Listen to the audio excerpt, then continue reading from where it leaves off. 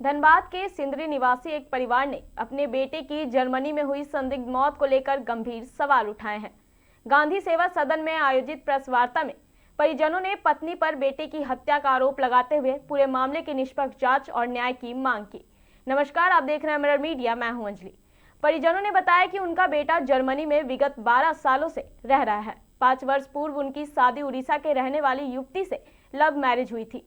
दोनों से एक 9 माह का बेटा भी है। 5 जुलाई को बहू ने फोन कर बेटे की तबीयत खराब होने की जानकारी दी। इसके कुछ समय बाद उसने बताया कि इलाज के दौरान उसकी मौत हो गई। परिजनों का आरोप है कि उन्हें अब तक ना तो अस्पताल से जुड़ी कोई जानकारी दी गई है और न ही बेटे का शव मिला है। प्रेस वार्ता में परिजनों ने आरोप लगाया कि उनके बेटे की हत्या के पीछे उसकी पत्नी का हाथ हो सकता है। उनका कहना है कि इस मामले में कई सवाल अब भी अनुत्तरित हैं, जिनका जवाब मिलना जरूरी है। परिजनों ने यह भी बताया कि एक छोटा पोता है जिसकी सुरक्षा को लेकर उन्हें गंभीर चिंता है। उन्होंने जिला प्रशासन से बच्चे की सुरक्षा सुनिश्चित करने, बेटे का शव धनबाद लाने की व्यवस्था करने तथा पूरे मामले में उचित कार्रवाई के लिए संबंधित एजेंसियों और भारत सरकार के माध्यम से आवश्यक पहल करने की मांग की है। भैया जर्मनी में काम करते थे, 12 साल से वो उस जगह में पोस्टिंग है। उनकी 7 साल पहले उनकी शादी हुई है, लव मैरिज। भाभी हमारे उड़ीसा की है और उनके 7 साल पहले उनसे शादी हुआ है और उनका दोनों अलग अलग कंपनी में जॉब करते हैं। और हमारा पिछले साल हमारे माताजी का देहांत हुआ था। पिछले साल हमारे भैया आए हुए थे, माताजी का जो अंतिम क्रिया हुआ था, उनका जो श्राद्ध वगैरह में वो आके इन्वॉल्व हुए हम लोग के साथ। हमारा परिवार में हमारे बुजुर्ग पापा हैं, हमारे छोटी बहन है, हमारे मझले भैया है जिनका मानसिक स्थिति ठीक नहीं रहता है। हमारा घर का जो भी है, हमारे भैया हमारा सब चीज़ का उत्तरदायी वही थे। हमारा सारा चीज़, हमारा एज ए गार्जियन पापा का स्थिति, मानसिक स्थिति ठीक नहीं है। हमारा जो कुछ भी है, हमारे बड़े भैया थे। आज हमारा पापा 4 महीना पहले हमारे भैया उनको ले जाने का जर्मनी में चेष्टा कर रहे थे कि हमारे पापा वहाँ पे जाएंगे। इस चीज़ की सारी चीज़ उनके सारे चीज़ का व्यवस्था कर रहे थे। उनका सास ससुर भी जाने वाले थे। पापा को इस चीज़ का मन में उनका इच्छा था कि हम अपने बेटे के पास जाएंगे, उनका वीज़ा लगवाएं। वीज़ा के लिए 6 तारीख को जाना था कलकत्ता में। जब वो हमारा के ऊपर इतने जिम्मेदारी देके गए कि भाई तुमको आधार कार्ड का जेरोक्स कराना है, माँ का डेथ सर्टिफिकेट, सारा पेपर चीज़ जब मेरे जिम्मेदारी में वो दे के गया कि भाई पापा को ले जाना है कलकत्ता, तुम्हारी जिम्मेदारी है। 5 तारीख को फ़ोन आया उनका वाइफ का कि देखिए आपका लड़का कुछ बात नहीं कर रहा, दरवाज़ा बंद करके रखा है। तो पापा बोले कि ठीक है बेटा, तुम उनको बोलो गेट खोलने के लिए। तो फिर वो हॉस्पिटल उनको ले जाते हैं। उनका भाई से, उनका फैमिली से इस बात का पूछना था। उसका फैमिली वाला बोलता सीढ़ी से गिर गया है। मेरा पापा को बोलता कि दरवाज़ा बंद करके है। और हॉस्पिटल से फ़ोन आता कि ब्रेन डेड हो गया है। हमें इस बात का शंका है कि उसी ने इस तरह का कुछ वो किया है, उसका हत्यारा उनका वाइफ ही। हमें इस बात का शक है कि वो तरह तरह के बात हमें पापा से बता रही है और किसी और से बात करना नहीं चाहते। हमारे पापा का मानसिक स्थिति ठीक नहीं है और हमारे पापा से किसी तरह का, पापा को भी फ़ोन नहीं कर रहे हैं। पापा भी हमारे उनसे कांटेक्ट करने की संपर्क कर रहे हैं, उनका भी नंबर ब्लॉक कर दिया जा रहा है। ये 5 जुलाई का मामला है। 4 तारीख को हमारे पापा से बात हुआ है।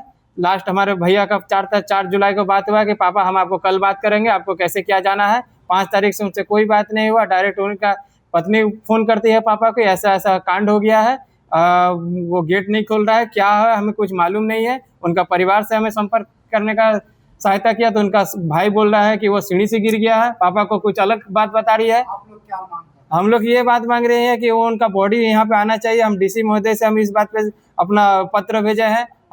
हमारा यहाँ का हमारा जो शुभ चिंतक है धर्मजीत सिंह, मैं उनसे भी बात किया हूँ। ये हमारे चाचा है अरविंद खत्री जी, इनसे भी मैं आग्रह किया हूँ। इस विषय में मैं वहाँ पे श्रम विभाग को भी रांची में पत्र भेजा हूँ, पर ये वो पापा से उस तरह से बात नहीं करना चाहते हैं। उनका एम्बेसी वाला का भी कहना है कि आप अपना भाभी से बात कीजिए, और वो हमसे बात नहीं कर रही है। एम्बेसी वाला हमें उनसे भाभी से बात करने बोल रही है, भाभी बोल रहा है एम्बेसी से। हमें तरह तरह के बातों पे घुमाया जा रहा है। और हमारे जो शुभ चिंतक है हमारे चाचा अरविंद खत्री जी, ये हमारे सहायता कर रहे हैं। धर्मजीत जी ये हमें सहायता कर रहे हैं। डीसी जी से अनुरोध किया हूँ पत्र भेजने के लिए, पर हमें इस तरह का कोई इन्फॉर्मेशन वो हमें सटीक नहीं दे रही है। हमें उस चीज़ पे हमें मनगढ़ंत कहानी बोल के हमें साजिश कर रही है। और हमारे पापा का मानसिक स्थिति ठीक नहीं है। हमारा पापा से हमारा भैया का निरंतर बात होता था। आज हमारे पापा के इतने स्थिति खराब है कि वो अपना बेटा का चेहरा देखना चाहते हैं और उनका मृत शरीर इंडिया लाना चाहते हैं।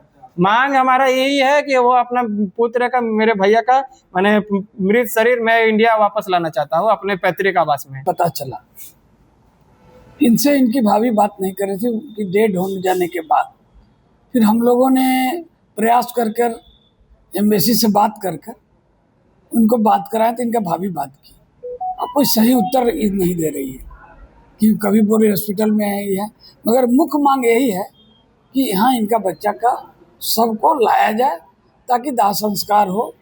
और इनको एक शक है कि हमारे भाई का मर्डर हो गया है और ये इनको पूर्ण रूप से जानकारी नहीं मिल रहा है कि भाई का नेचुरल डेथ है या आत्महत्या की है।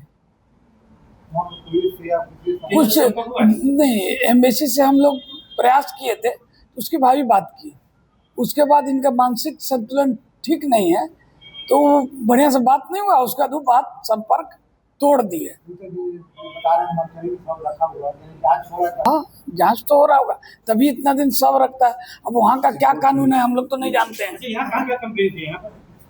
यहाँ पर ही अब डीसी के लगे भेजा है, एम्बेसी को भेजा गया है, सबको लाया जाए और इनका जो सही जांच होकर उनकी मौत किस कारण हुआ है उसका इसको जानकारी होना चाहिए। अब देखना होगा जिला प्रशासन पीड़ित परिवार की बातों पर संज्ञान लेकर क्या कुछ कार्रवाई करता है और पूरे मामले पर जांच के बाद क्या कुछ सच्चाई निकलकर सामने आती है।